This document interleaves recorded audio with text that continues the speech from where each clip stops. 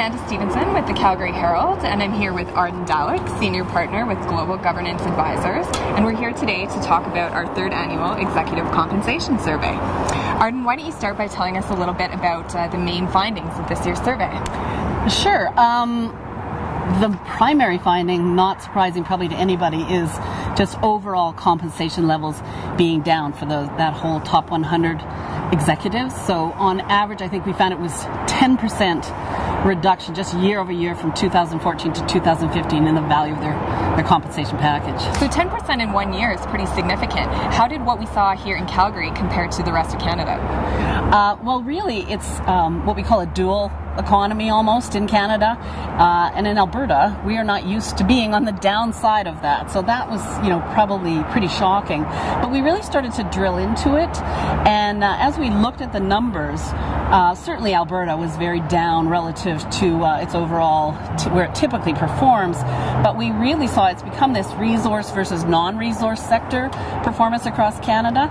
So even in BC, where we see such a strong economy, there even the mining companies had similar reductions in their pay packages to what we saw in our oil and gas sector here, even in the midst of all that boom there. So it was very interesting. And what did we see in the oil and gas sector specifically?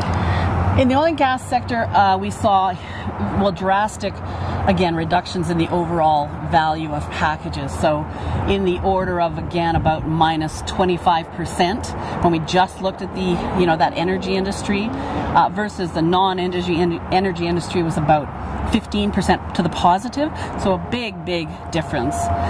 And then segmenting that even further, if you looked at the oil and gas service companies, so those are the ones that do the fracking and everything related to sort of exploration, which we know has been so drastically reduced, those companies saw an overall 35% drop, so very, very large reduction in their pay package in 1 year.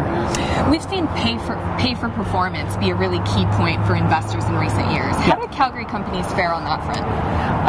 I'm happy to say, as an executive compensation consultant who's always worrying about governance, etc., that they did do very well. I mean, there are some significant exceptions to that, and messages were sent through, say, on pay votes, etc. But in general, we saw 90 out of 100 companies in that top 100 group had negative, what we call TSR, total shareholder return. That's a lot of drop in value. But again, as we've been just talking about, those executive pay packages also dropped. So there was significant tracking and that link between pay and performance, which we want to see. Thanks for the insights, Arden. You're welcome. Thanks.